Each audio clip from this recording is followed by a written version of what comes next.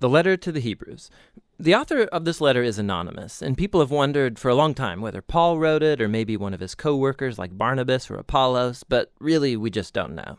In chapter 2, we discover that the author had a first-hand relationship with the disciples who were themselves around Jesus, so we know that this letter is anchored in the teaching of the apostles. We also don't know who the audience of this letter was or even where they lived. The author knows them really well, and he assumes that they have a thorough knowledge of the Old Testament scriptures, especially the storyline of the first 5 books of the Bible, the Torah, about how Abraham's family became the nation of Israel, about how Moses led them out of slavery in Egypt to Mount Sinai, where they received the Torah and they made a covenant with God, where they built the tabernacle, where the priests offered sacrifices, and also about how they wandered through the wilderness on their way to the Promised Land. The author just expects that the readers know all of the details about these stories, and so most likely the audience is made up of Jewish Christians. That's where the name of the letter comes from.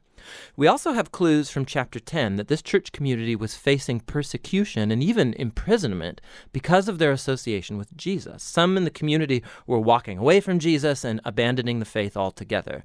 And this explains the purpose and the structure of this letter. First, there's a short introduction, which is followed by 4 sections where the author compares and contrasts Jesus with key people and events from Israel's history. Jesus is first compared with angels in the Torah, second with Moses and the Promised Land, third with priests and Melchizedek, and lastly with the sacrifices and the covenant. And the author has 2 main goals in all of these contrasts. The first goal is to elevate Jesus as superior to anyone or anything else, showing that Jesus is worthy of all their trust and devotion. But his second goal is this: it's to challenge the readers to remain faithful to Jesus despite persecution. So in every section, he includes a strong warning not to abandon Jesus. So let's dive in now and see how this all unfolds. The elevation of Jesus begins in the opening sentence of the introduction. In the past, God spoke to our ancestors in many different ways, but in these last days, he has spoken to us in his Son. So the author's saying that Jesus is superior to all of the previous ways that God has revealed himself to Israel. He then makes this astounding claim that Jesus is the radiance of God's glory and the exact imprint of God's nature. These metaphors are making the closest possible identification between Jesus and God.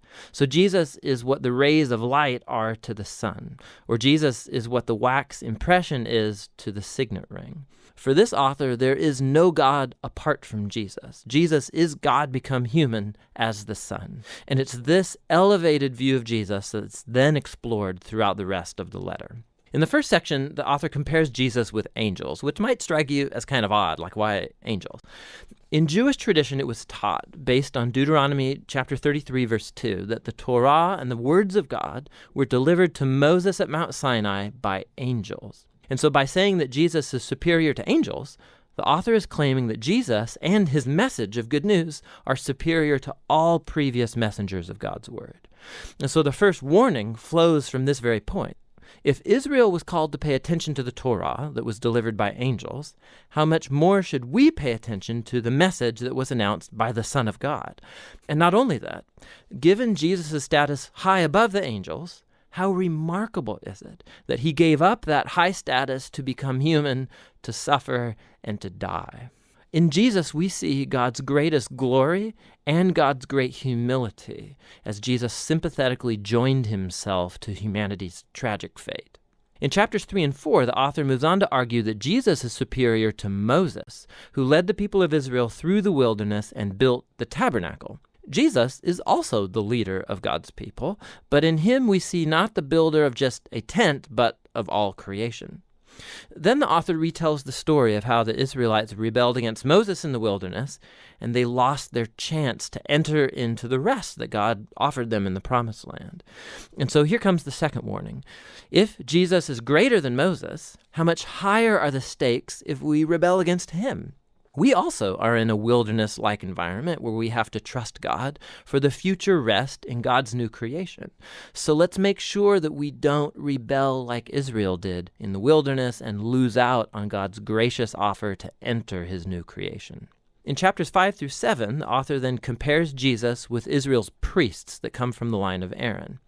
Their role was to represent Israel before God and to offer sacrifices that atoned for or covered over the sins of the people. But, he points out, the priests were themselves morally flawed people, and so they constantly had to offer sacrifices for their own sins as well as for everybody else's.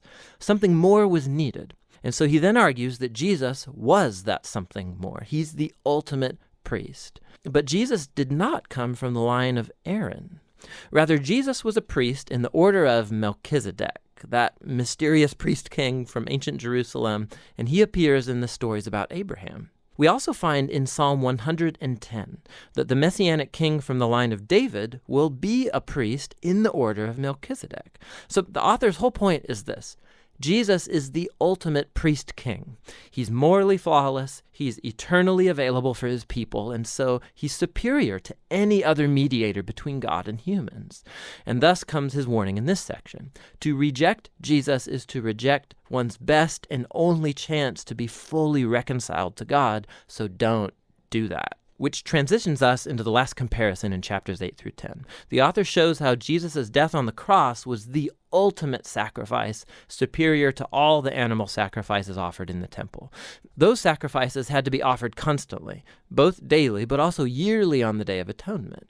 Jesus offered his life once and for all, and it was sufficient to cover the sins of the whole world.